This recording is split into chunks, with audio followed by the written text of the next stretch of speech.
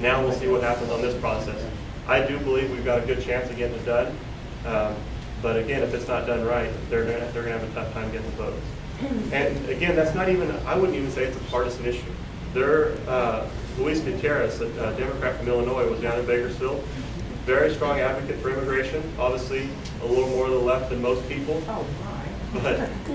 But no, he's been out there, and when he spoke at that forum, and I was part of that forum, he talked about how when Democrats controlled under Obama with Pelosi and Harry Reid a few years ago, he couldn't get, of the 240 Democrats, he couldn't get 185 votes. And so it's not just a solely partisan issue. His main concern, he said, is the immigrants, not the citizens. His main concern. Yeah. I mean, And he's I also. think citizens should be heard. All you guys. No, and that's fine. That's why the conversation needs to be had, and that's why this has to move forward. That's why we should be having. But when you see people saying nothing at all, no conversation, don't move anything, when you acknowledge there's a problem and you say do not do anything, how are you helping solve this problem in the long term, and when do you want to do it? Do you want to wait until one party's got full control and they do what they want and live with what they pass? And we have already seen that with healthcare reform. And I don't know if that's a process or the direction we want to take this. So I think having a balanced approach to make sure that we have an honest debate and get it out and have a conversation about the legislation. And the part that I always enjoyed was the 1,200 pages of the Senate side. Most people say, oh, you haven't read it.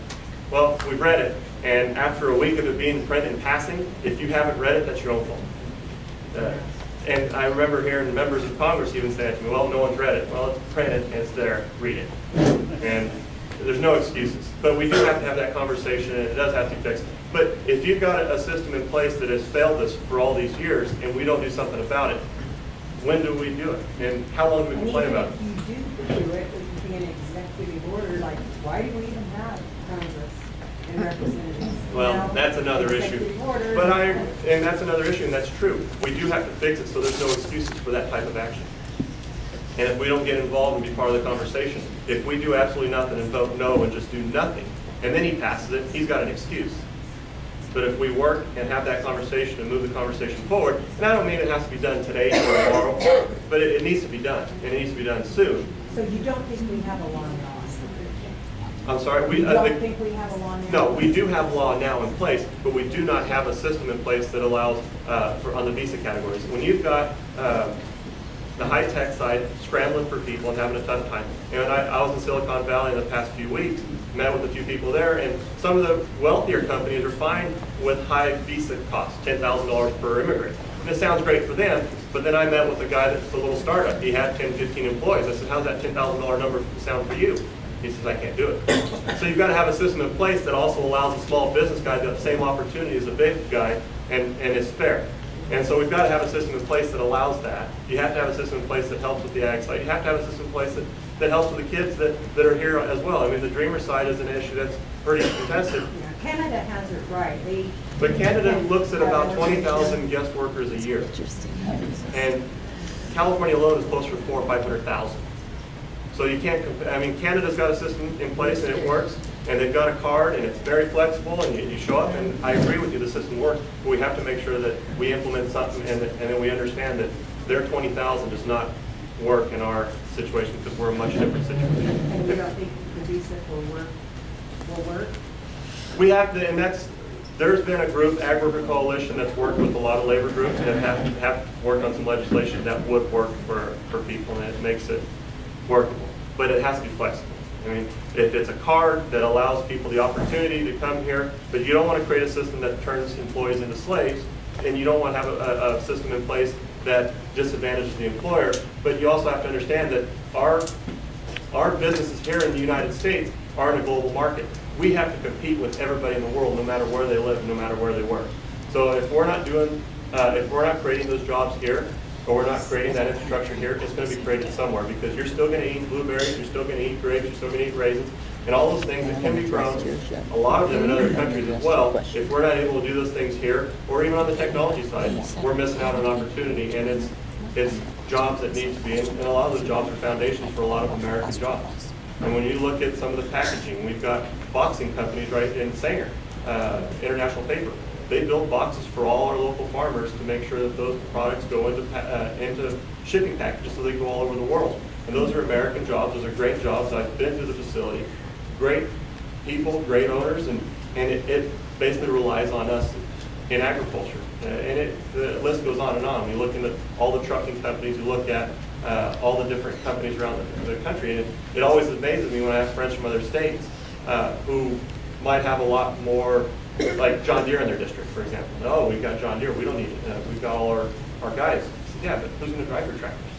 So they all tie in together. We all need each other. We need to make sure that we have a system in place so that all those other jobs, making tractors or making equipment or whatever it may be, and I'm just specific to the ag side, but we have to be able to use that equipment here so that when we go down to Brazil or South America, we don't see a bunch of our American equipment being driven and food grown in another country so that we have to buy.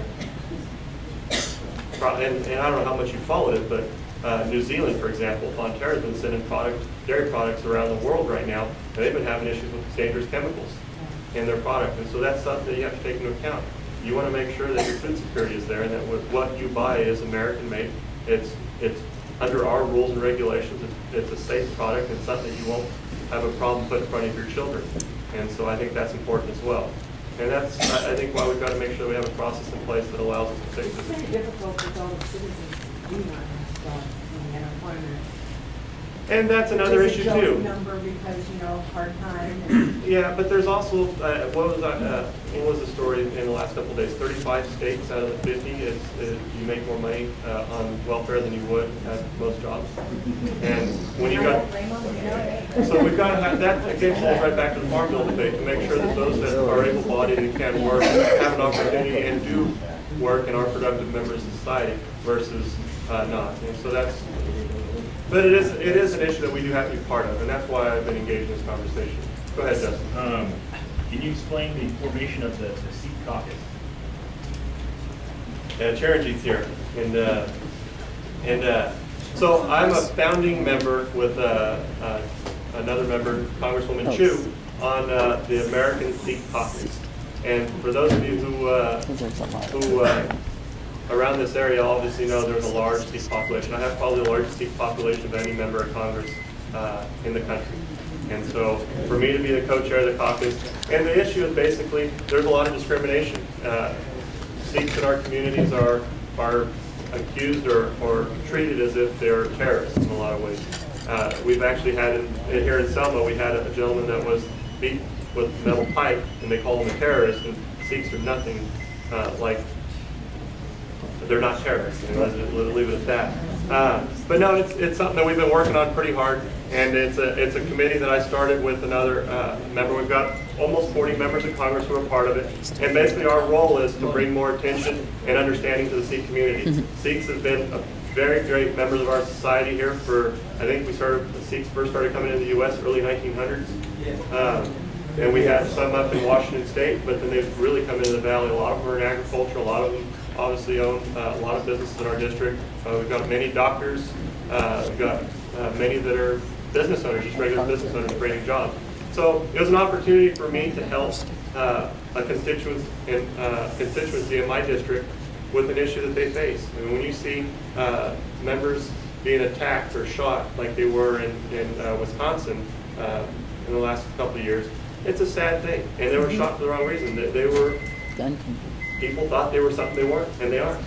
And so part of the caucus is to make sure that we address those issues and spend some time and get members more education, more information on what the Sikh community is and what they are and what they bring to our country. And it's something that I'm proud to be part of, and it's something that I'm proud to be the founding co-chair. So this is the first time it's ever been done, and it was a pretty exciting moment to be part of that. So I'm thrilled. We have about 400 workers at our farm.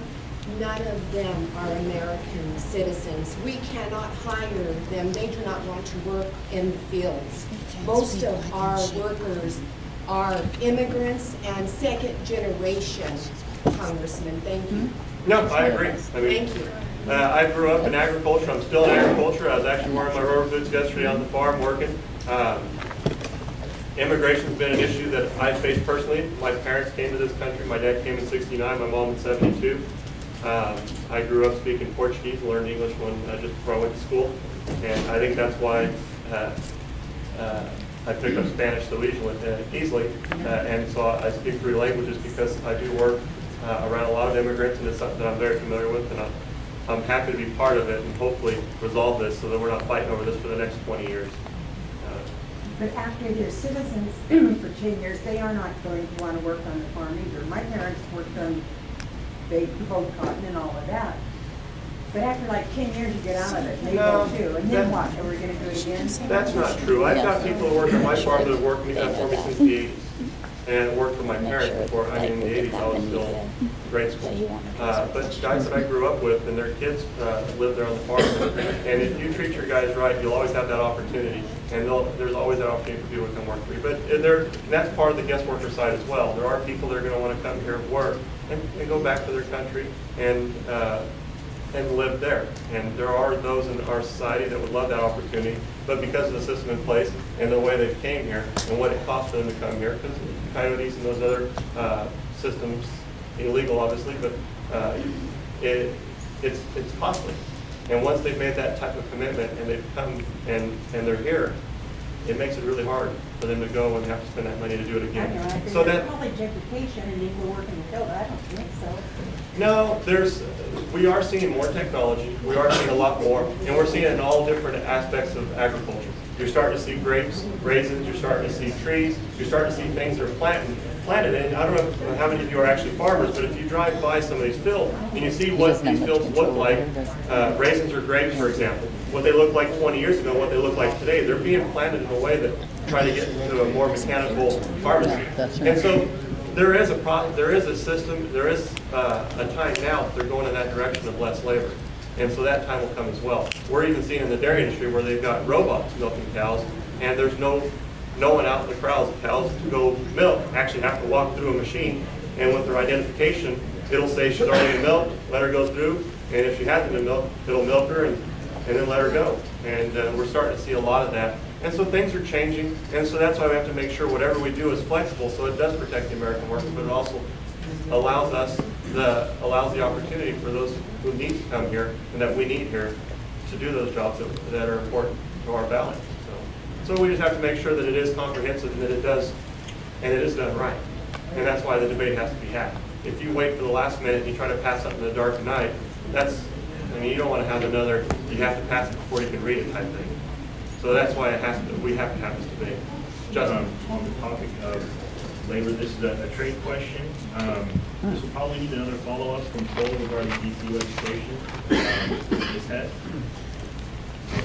Cole, in a second here. This regarding the Trans-Pacific Partnership, recommendations that it will invalidate U.S. laws, export jobs, and violate U.S. sovereignty.